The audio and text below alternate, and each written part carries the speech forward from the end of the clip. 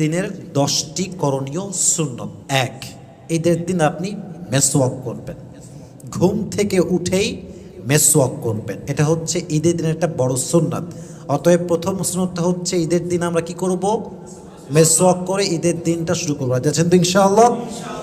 দুই, ঈদের দিন বাহিরে বের হওয়ার আগে অর্থাৎ ঈদগাহে যাওয়ার আগে একটা সুগন্ধি ব্যবহার করবেন। এটা কম দামি হতে পারে, বেশি দামি হতে পারে, কিন্তু অবশ্যই এটা ইউজ করবেন। ঈদের দিনে সুগন্ধি ইউজ করা, পারফিউম ইউজ করা, এটা হচ্ছে নবীজির একটা সুন্দর সুন্নাত। সকলে পড়ে সুবহানাল্লাহ।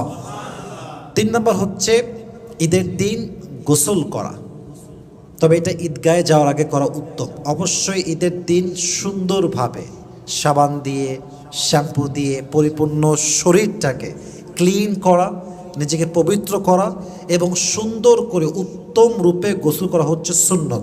আর আমাদের সবাইকে এই সুন্নতটা পালন করার তৌফিক দান করুন। সকলেই পড়া আমিন।